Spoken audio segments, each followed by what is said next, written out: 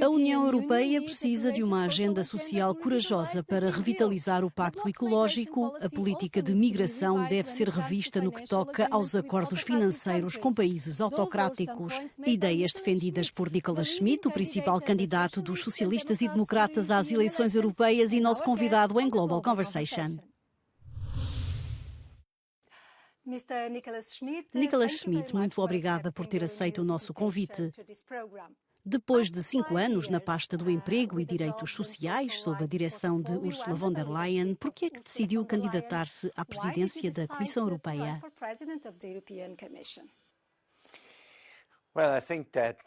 Nos últimos 5 anos tentamos colocar a dimensão social no centro da nossa ação e penso que há ainda muito a fazer. Penso que é o momento certo para a social-democracia assumir a presidência da Comissão depois de um período tão longo. Num período de 30 anos, durante 25 anos, tivemos presidentes conservadores da Comissão. É a altura de mudar. Quando inquiridos para as sondagens, os cidadãos dizem frequentemente que algumas das suas prioridades são exatamente as questões sociais, caras aos socialistas. A proteção do emprego, uma economia mais inclusiva, o combate à pobreza. A questão é porque é que a extrema-direita continua a seduzir tantos eleitores e porque é que os socialistas e os democratas continuam a ficar em segundo lugar nas sondagens. Estamos a viver um período de muita incerteza por várias razões. Estamos a sair de uma grande crise, a crise da Covid-19, e houve também a crise financeira. Houve momentos difíceis para muitos cidadãos europeus devido à inflação. Temos uma guerra na Europa. Por isso, penso que esta incerteza, juntamente com o tema da migração, está agora no centro dos debates. Finalmente, os partidos de extrema-direita jogam com o medo. Não propõem nada, mas jogam com o medo. Isso gera esta situação especial, mas ainda temos algumas semanas pela frente para mostrar que não se trata de gerar medo, mas de criar confiança.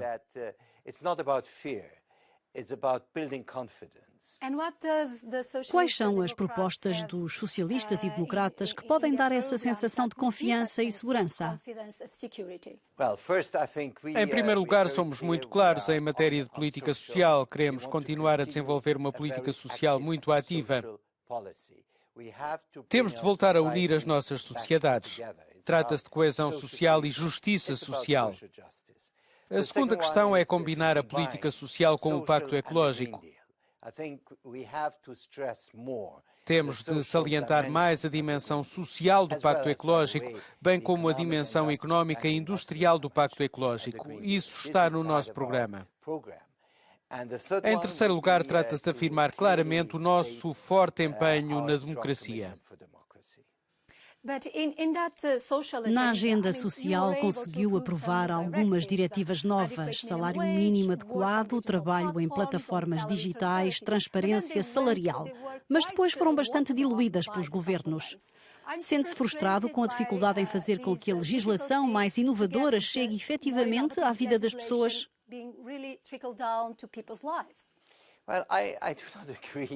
Não concordo totalmente com a ideia de que foram enfraquecidas, especialmente a diretiva sobre o salário mínimo, que não foi realmente enfraquecida. Foi até reforçada pelo Parlamento Europeu, especialmente no que diz respeito à negociação coletiva, que é um aspecto muito importante.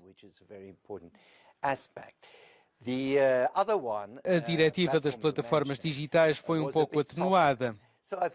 É assim que a União Europeia funciona, com base em compromissos. Nenhuma proposta proveniente da Comissão é adotada tal qual, sem alterações ao texto original. É assim que a Europa funciona.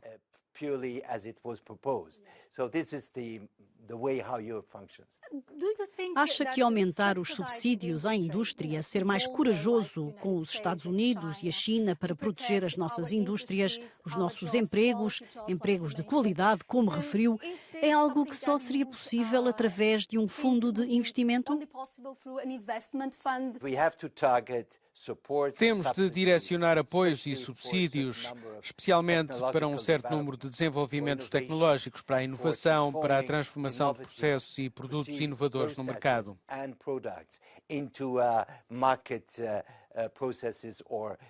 Não sou contra os subsídios, mas dizer que a única forma de nos mantermos competitivos é através de subsídios, não diria isso.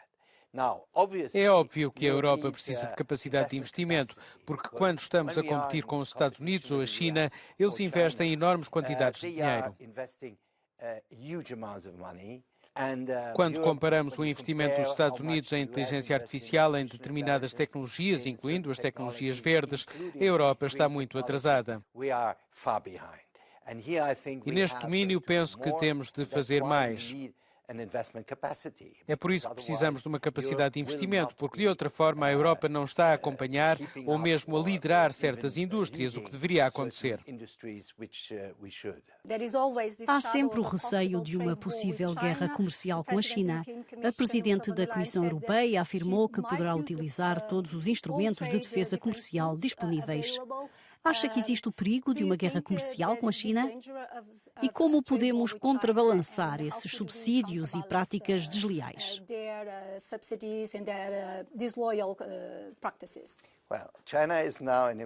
A China é hoje um ator importante na economia mundial, mas a China não respeita um certo número de regras. Esperávamos que as respeitasse no contexto da Organização Mundial do Comércio, que foi dramaticamente enfraquecida. Uma guerra comercial não beneficia ninguém. Mas, ao mesmo tempo, a Europa não deve ser ingênua e devemos realmente defender os nossos interesses, especialmente quando temos a sensação de que a China não nos está a respeitar com práticas de subvenção e dumping. A Europa tem de ser mais corajosa e muito mais ativa e rápida. Incluindo sanções e medidas precisas?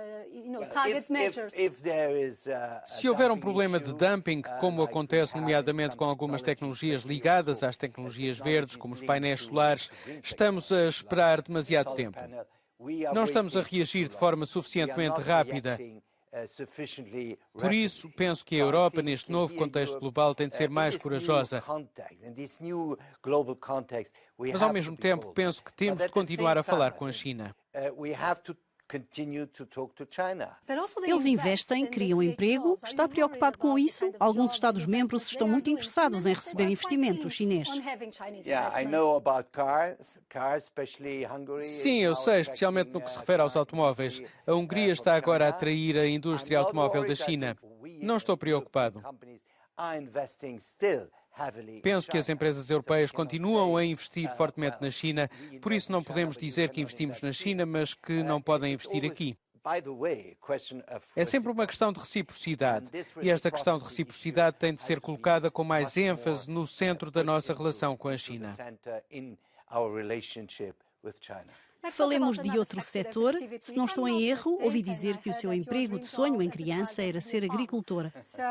Os agricultores protagonizaram grandes protestos contra a nova regulamentação para salvaguardar a biodiversidade e acelerar a ação climática. Qual é a vossa estratégia para ganhar a confiança dos agricultores? Durante os últimos anos e décadas assistimos à diminuição do rendimento dos agricultores. Assistimos a aumentos imensos dos seus custos de produção, mas o rendimento e os preços não refletiram esses aumentos.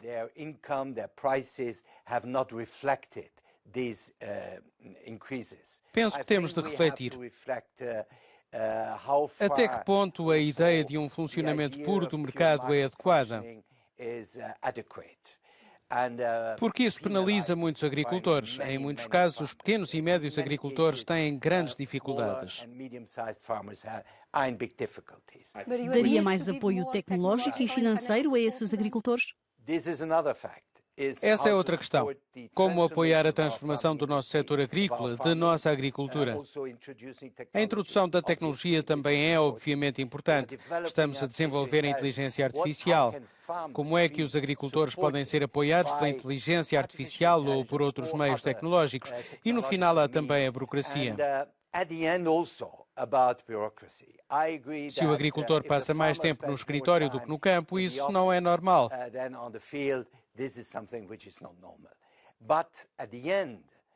Mas, no fim de contas, os agricultores têm um grande interesse no sucesso de um pacto ecológico justo, socialmente justo e economicamente justo.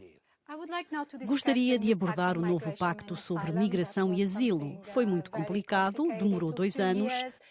Esse pacto poderia ajudar a criar empregos graças aos migrantes económicos face ao envelhecimento da população. Mas há uma grande ênfase na externalização. Os acordos com governos autocráticos na Tunísia, no Egito e na Mauritânia. Aliás, beneficia muito a Espanha, que tem um primeiro-ministro socialista. O que pensa desta dimensão, em vez de criar vias legais para que estas pessoas possam vir para cá e até enriquecer a sociedade? Estou bastante relutante em relação a esses acordos, que ainda têm de provar a sua eficácia. Estamos a gastar enormes quantias de dinheiro, a dar esse dinheiro a diferentes regimes ou governos, como o governo tunisino.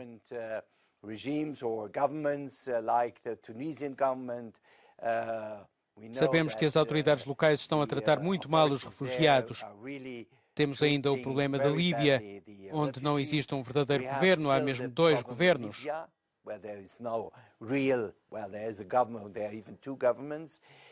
Temos a questão do Egito. Por isso estou bastante relutante em relação a esse tipo de acordos.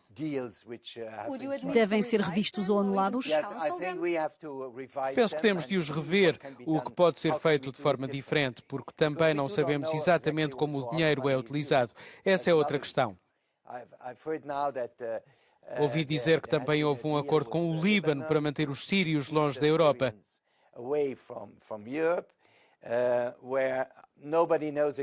Ninguém sabe exatamente como o dinheiro anunciado será gasto no Líbano, dada a situação do governo libanês, que é de certa forma um governo muito fraco. Há o Hezbollah e outras influências.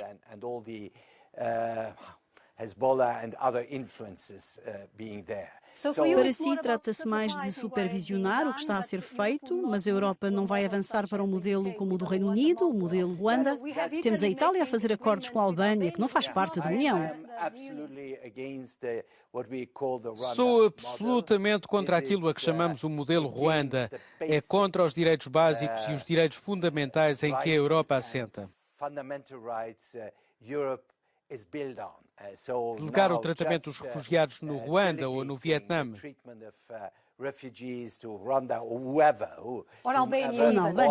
Ou na Albânia. Eu diria que é uma falta de respeito pela dignidade humana. Vamos falar um pouco da situação no Médio Oriente. Sabemos que o governo israelita já não dá importância aos pedidos dos aliados para não realizarem operações em Gaza, nomeadamente na cidade de Rafah. Qual deve ser a reação da União Europeia, que está a ser acusada de duplicidade de critérios ao não impor sanções, nem sequer suspender ou rever o acordo de associação? É uma questão à qual não podemos escapar para sempre, porque se isto continuar, se qualquer solução política for excluída, se qualquer caminho para um cessar-fogo for excluído, o que é que resta?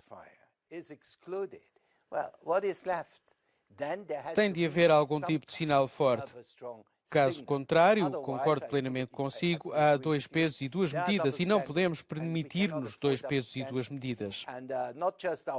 Não é apenas a nossa juventude que nos critica, mas também em muitas outras partes do mundo somos criticados. Por isso sou absolutamente a favor de uma abordagem muito mais dura. Fala-se muito de 2 pesos e de 2 medidas devido às comparações com a Ucrânia. Acha que a União Europeia será capaz de ajudar sozinha a Ucrânia se Donald Trump for o próximo presidente dos Estados Unidos da América? Penso que temos de fazer o que for preciso. Se a Europa não é capaz de o fazer, estamos a lançar um convite a Putin. Por isso temos de fazer o que for preciso. Temos de mobilizar mais recursos. Temos de acelerar a nossa produção, especialmente de munições, mas também de outros equipamentos. Isto não é fácil porque o tempo é curto. Há mais vontade política para criar uma estratégia europeia de defesa e segurança. Mas a questão mais espinhosa é sempre de onde virá o dinheiro e qual será a solução para obter mais recursos para os instrumentos de financiamento do sistema de defesa. A Europa está sob ameaça e as pessoas nem sempre se apercebem de que estamos sob ameaça. Mais uma vez, as últimas declarações de Putin são uma clara ameaça contra a Europa. Digo sempre que já imaginaram Churchill a dizer em 1940: não tenho a certeza se posso resistir aos nazis porque não sei como financiar isso.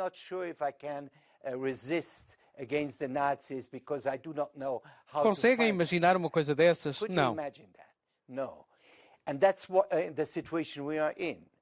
Essa é a situação em que nos encontramos. É por isso que a Europa tem agora de dar um passo em frente. Se a forma de o fazer é ter mais capacidade europeia, capacidade financeira para suportar e acelerar as suas próprias capacidades de defesa e segurança, temos de o fazer. Pensa que os chamados países frugais vão concordar com isso?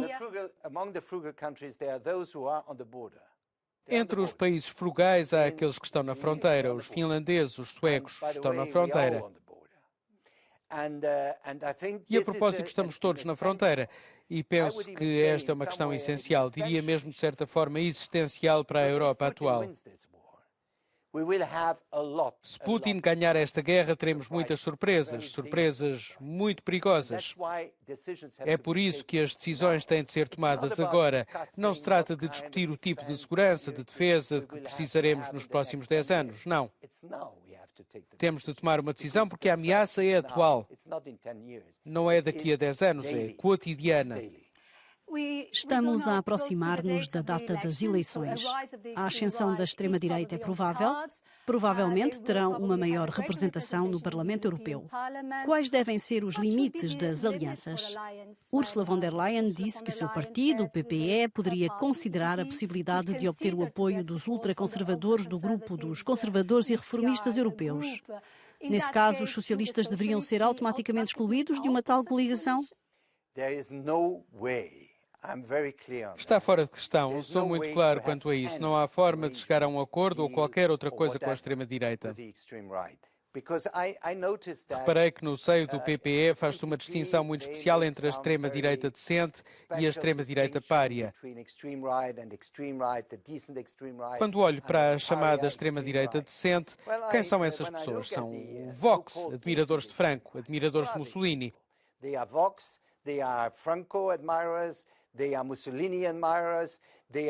São o partido PiS, que estava prestes a abolir o Estado de Direito na Polónia e foi sancionado pela Comissão. Onde está a extrema-direita decente? Não há nenhuma. Não há. É por isso que não há forma de chegar a um acordo para comprar votos, porque a extrema-direita é inteligente, não vai dar os seus votos a troco de nada. Por isso vão pedir concessões sobre a forma como a política europeia vai ser definida.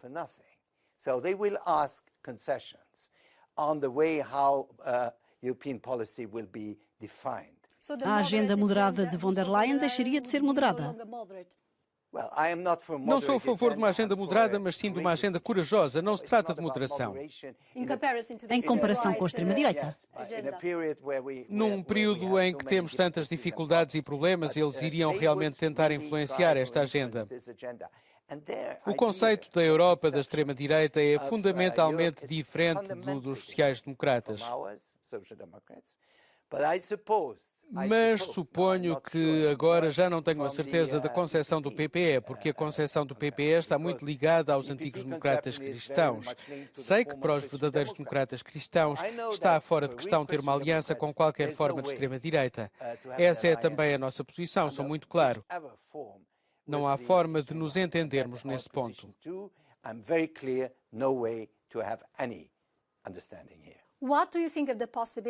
O que pensa da possibilidade de o Conselho não voltar a seguir o esquema do candidato principal e selecionar outra pessoa para o cargo? Não vou entrar nesse tipo de especulação, mas vamos esperar pelo resultado e depois, penso eu, a decisão tem de ser tomada e tenho a certeza de que haverá forças que dirão temos de nos manter fiéis às expectativas dos eleitores.